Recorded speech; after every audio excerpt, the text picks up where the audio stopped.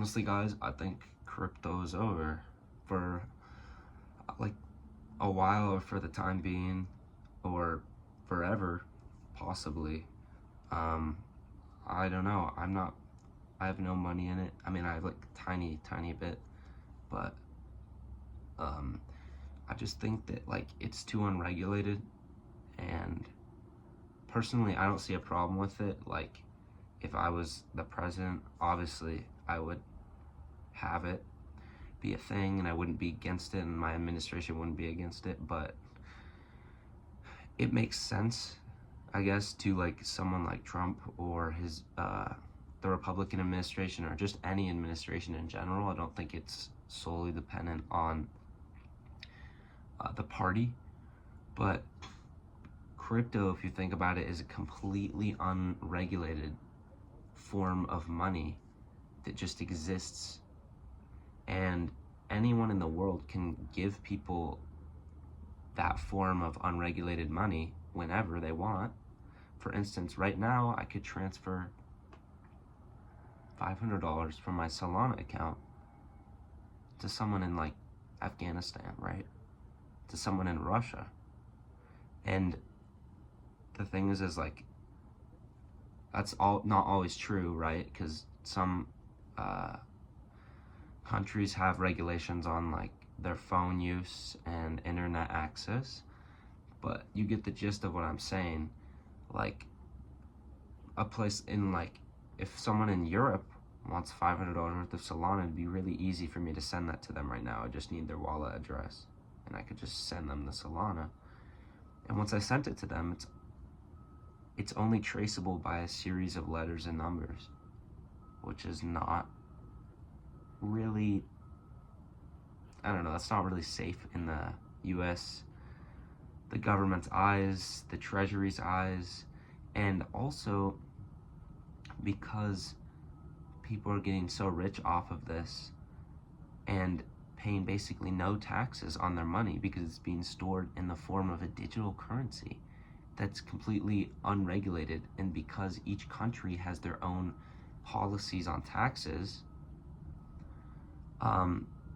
because each country has their own policy on taxes, and cryptocurrency is not country specific, there's no like policy on the taxes you pay from that crypto. It just circulates wherever it wants to inside of the US. So I don't know, I think that everyone's saying to buy the dip, buy the dip, buy the dip, buy the dip. But if you think of investors as a whole, because the market, stock market specifically, and Bitcoin, Solana, Ethereum's done. I hate to say it, Ethereum is done. Obviously, that's just a bias. Do your own research. But Ethereum has dropped so incredibly much, and I don't see enough investors as a whole putting their money back into it. You know what I'm saying? That ties into what I was gonna say, how I don't know if investors as a whole, in Bitcoin and just crypto investors in general as a whole, are going to come together and put and buy enough of it to make it reach prices like it has in the past. And I think this is partially due to the fact that when you have a government, or the leader of your country, the person at the top of the pyramid, is so against it, and he's not so against all of it. He does see value. Obviously, he made his own coin. Like, he does see value in what it is, but he's not for Solana. He's not for Bitcoin. He wants nothing to do with it. Frankly, he's not even for the markets right now. I mean, the markets dropped. S&P, SPX, S&P 500 dropped over 16% since February.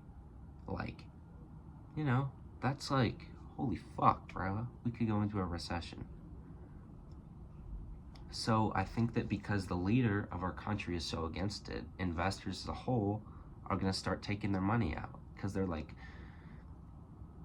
collectively, if I have money in here and the leader is going to take their money out, as an investor, I can assume that a lot of other people are going to realize he's against crypto or against Bitcoin or against whatever I'm investing in and take their money out. And that's going to make it go down. So what I'm going to do is I'm going to take my money out. And so collectively, it's like a domino effect where everyone just starts taking their money out slowly. It's been pretty fast. Bitcoin's dropped a lot overnight. But collectively, I think that people are going to start to take their money out and Bitcoin could reach all-time lows. I've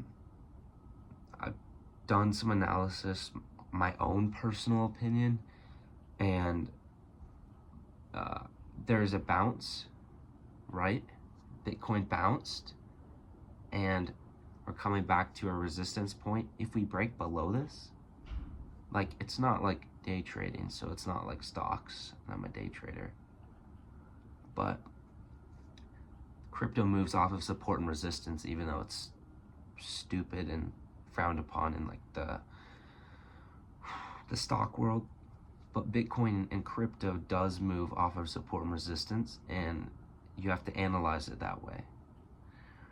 And it's going to be really difficult for people to buy into it unless you're just like, I'm buying the dip, and you're just gambling your money.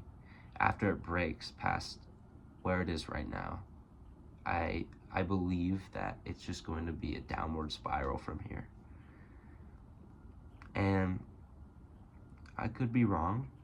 Of course I could be wrong, and I'd like to be wrong. And my bias is completely based off of the evidence that I'm given in front of me. So if I am wrong, then I didn't gamble, is what I'm saying. I'm risking nothing but being wrong at this moment, rather than hundreds of dollars. So, yeah, I guess I'm not even risking money, so it doesn't even matter, right? My reward would be, I don't even know what my reward would be in this situation. My reward would be being correct, so I have basically a 1-to-1 risk to reward, which is not very good. Being wrong or right, so that is a 50% chance. But I have biased, so I'd say my risk to reward is probably like a 1 to 3 right now, or a 1 to 2.5. I'll do 1 to 2.5, maybe a 1 to 2. It's not insanely good, but I'll take it. It's better than nothing.